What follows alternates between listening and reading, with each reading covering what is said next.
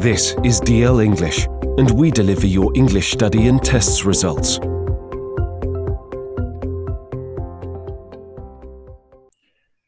Hello， 孙子涵同学你好，嗨，今天是给和你来进行一个这样的一个提分采访啊，因为我们这边的这个 style 你都懂，就是只要是提分的学生，那经过你的自愿来分享一下你提分的一些经验啊，因为之前呢，就是我看到你说你才来找我的时候，你高二的时候考过一次，然后那个时候是75分，然后那次基本上是裸考，没有经过什么系统的准备然后这次是103，然后会有一个很大的进步虽然说不能说我们是110或者115这样的所谓的超级高分，但是从你的角度来讲，你会觉得自己有很多主观的那种进步的感受，所以I invite you to come to our channel and share your experience with everybody. Welcome.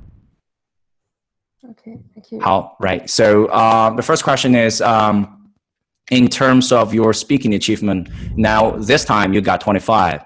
And we've talked about this before, like it's really extremely hard for Chinese native, people living in mainland China. If you grow up here and basically it's kind of a mission impossible for many people, for more than 95% of all those TOEFL candidates to pass even 24, not to mention 25. So now you get 25, and how you feel?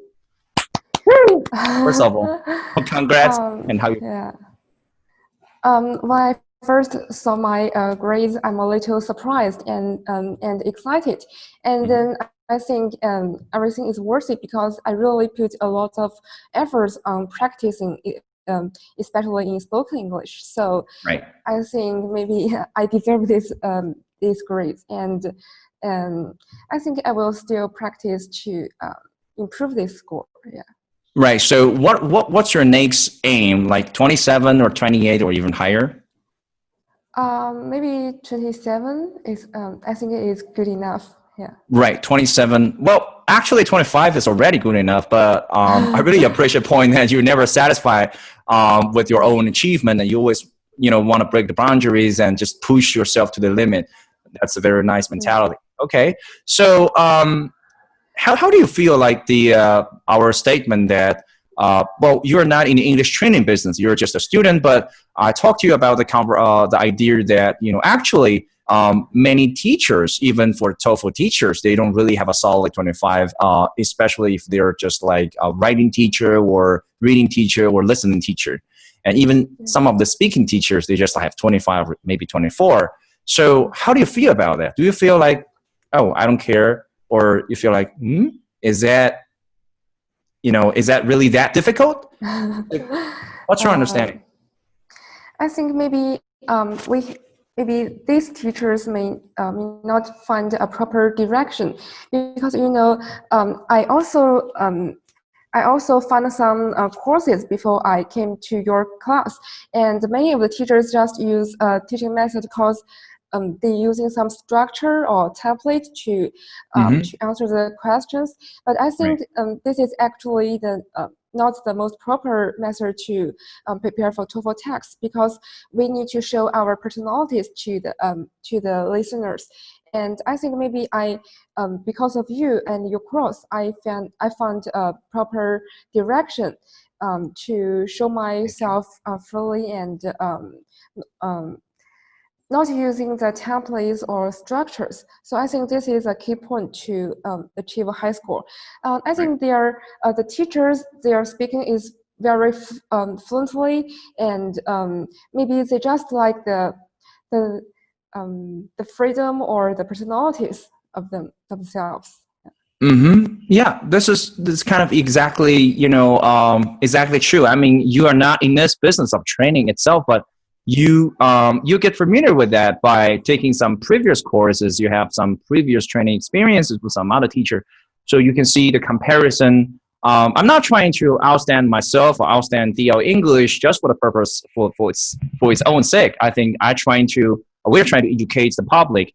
It's like reciting templates or just mechanically just like being a no-brainer if you're really fluent, but if you're a no-brainer, you don't understand the structure, you don't really know what it takes to construct a very good improvised structure, and you can achieve high score. And as you mentioned before, the templates, because the templates are, using templates is a huge indication that this person is not really thinking at the time or really analyze the topic, because many of these templates are actually mechanical, and it's pretty based on your memory skills instead of your really like English ability. So we're trying to say that you don't have to forget all the structure. We'll still follow a certain pattern or certain structure.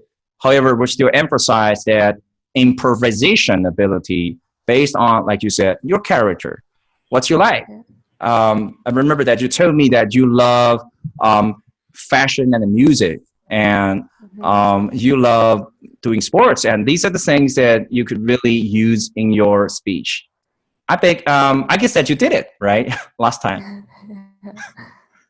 Okay, so another question for you. And what's your biggest suggestion for the students who are preparing TOEFL examination? Because many people are so confused about what they should do on a daily basis.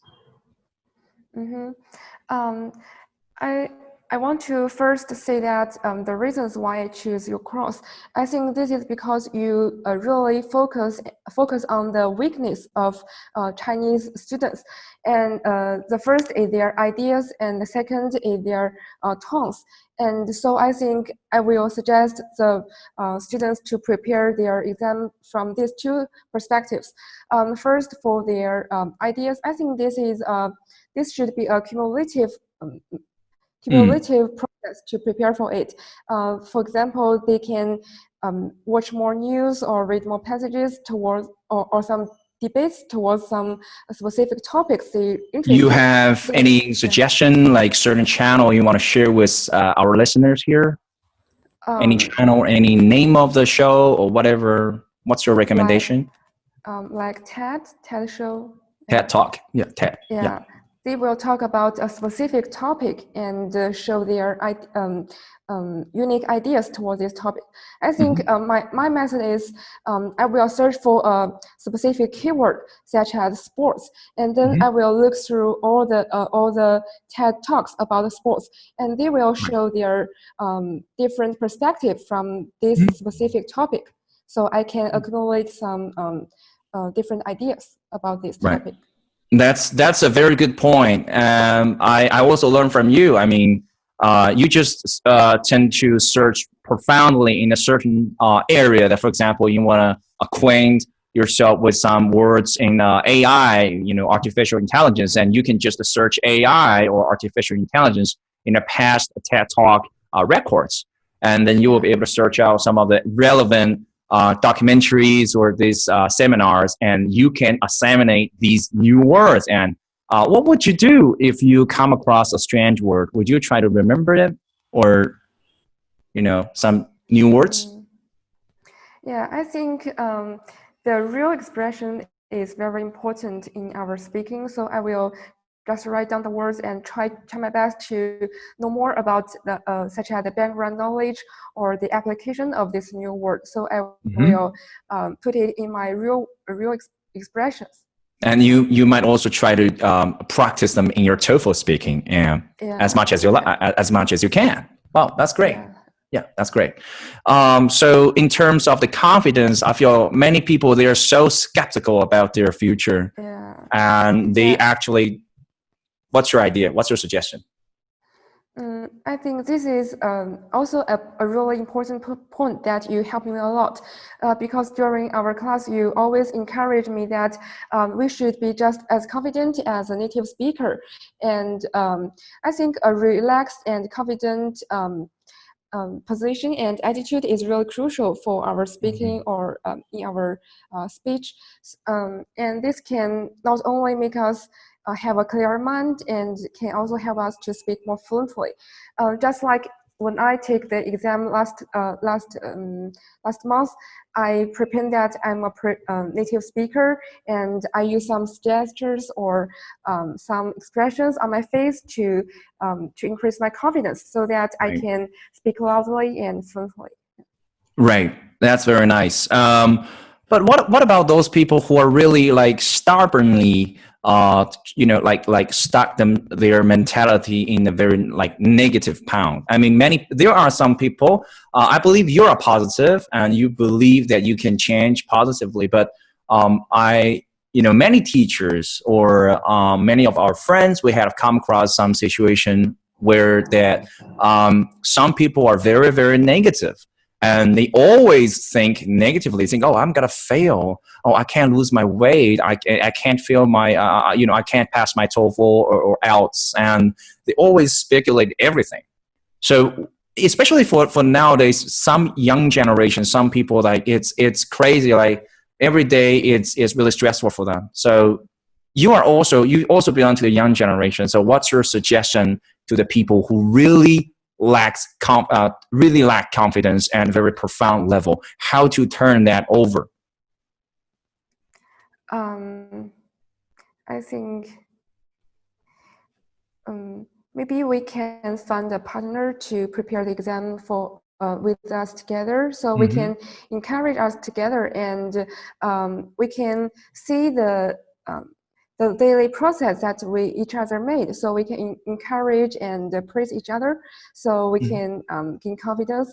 And I think maybe we can try to speak English in our daily life and use it as a normal language, just not just to use it as a tool to pass the exam. Right. In our daily life. And after that, you will think that if I can use English in my daily life to communicate with others well, maybe I will just put it into our exam and do some like stage preparation. I mean, you understand mechanism, you understand the how the question construct. You just do a small transition and you are there. Yeah. There are some people who just, prepare the examination with a clear purpose. And after they pass the IELTS like TOEFL, and they just forget about English entirely. And so, so I personally think that it's really vital for you to really love English first. And so what is the foundation of your English or your interest of English study? So where does that power come from? Do you love English? Not just to pass the examinations, but do you love English, and how you improve your interest? First of all, because I have a goal to study abroad, so I have the motivation to study English well.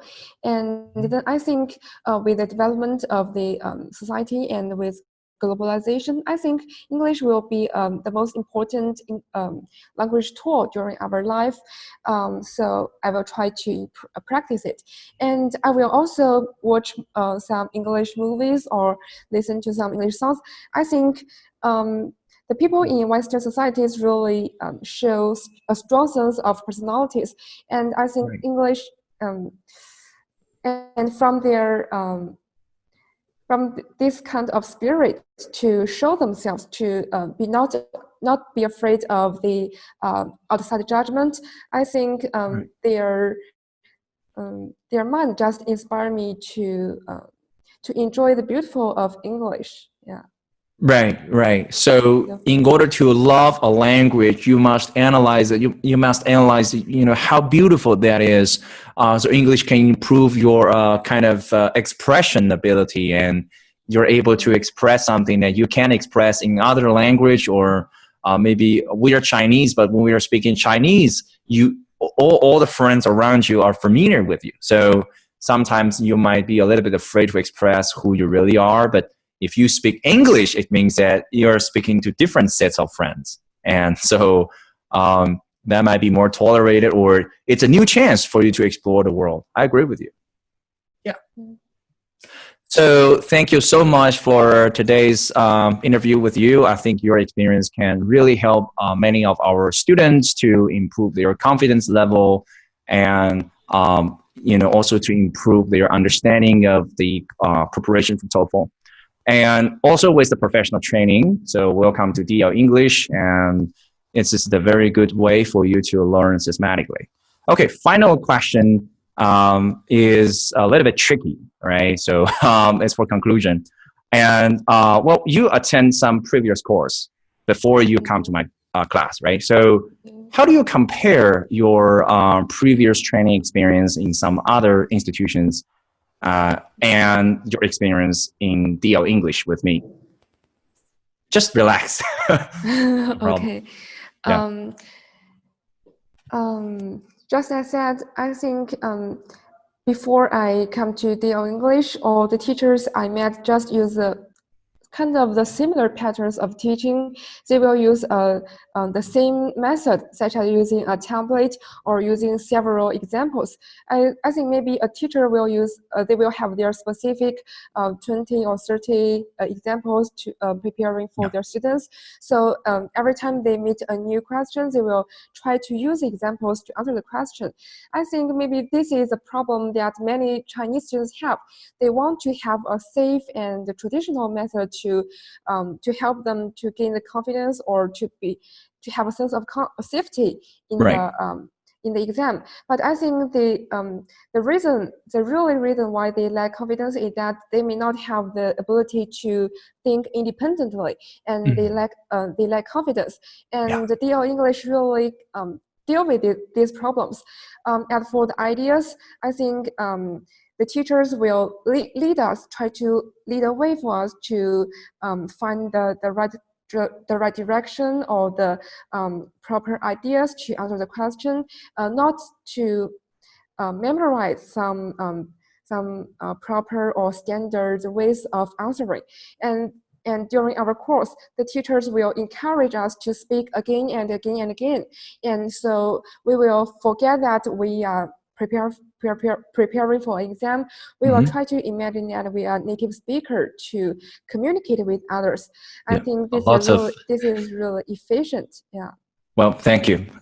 Just to summarize, a lot of technical stuff with a lot of mesmerization or some kind of hypnosis, but positive hypnosis to make you believe that you forget about all the stress that you have, or, well, you are still stressful. That's a natural progression of people's life when you are facing uncertain future, and nobody, is safe from that. Nobody's actually immune from all the potential risk that you have in your life. But just like you said, if you believe that you're a positive person, you can overcome all these things, and you learn gradually, and you encourage yourself along with teachers' motivation, and you forget about all the stress. You just move ahead, and then you have all the ability to really think individually. Your content will be individually based, and this is you. This is not a template, and this would be highly valuable in evaluation criteria for TOEFL. Well, so thank you so much for your encouragement to our students, and also I learned from you as well. I know how to search TED category or whatever. Use the vertical category searching. Thank you so much. I wish you good luck in the upcoming days, and thank you. Thank you. Bye. Thank you. Thank you. So bye-bye. Bye. Bye.